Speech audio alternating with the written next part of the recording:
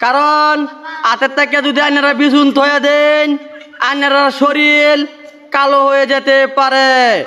আর যদি না হয় আপনারা ঘর থেকে অল্প বাহির হইয়া বড় বড় গাছতলে বৈশা বৈশা জিরুনি লইবার চেষ্টা করবেন। গতিকে উক্ত সতর্ক করার জন্য আপনাদেরকে বিনম্রভাবে অনুরোধ জানাওয়া হল। ধন্যবাদ এসএমবি স্টুডিও।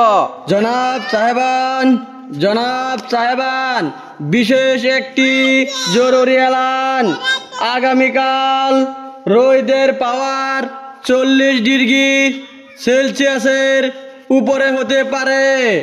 সেই জন্যে আমি আপনাদেরকে সতর্ক করে দিতেছি। আপনাদের সতর্ক হইল এটাই, আপনারা কেউই ঘর থেকে বাইরে না যায়।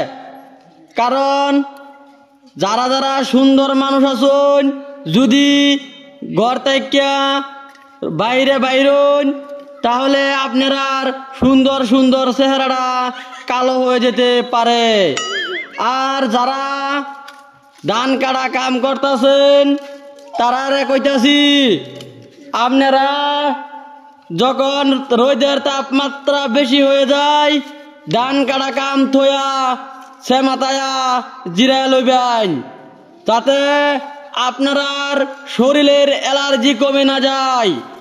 আর যারার ঘরের মধ্যে এসি আছে তারার তো আর কোনো ধরনের টেনশন নাই। আর যারার ঘরের মধ্যে এসি নাই তারা তো লাইনের অপেক্ষায় থাকবেন।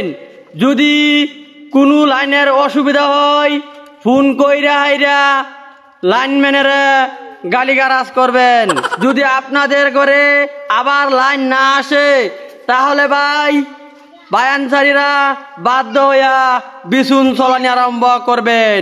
কারণ এই শরীরটা হইছে বহুত মূল্যবান সম্পদ।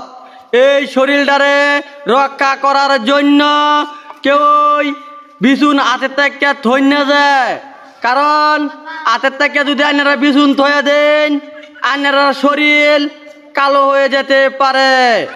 আর যদি না হয় আপনারা ঘর থেকে অল্প বাহির হইয়া বড় বড় গাছতলে বৈশা বৈশা জিরুনি লইবার চেষ্টা করবেন। গতিকে উক্ত সতর্ক করার জন্য আপনাদেরকে বিনম্রভাবে অনুরোধ জানাওয়া হল। ধন্যবাদ এসএমবি স্টুডিও।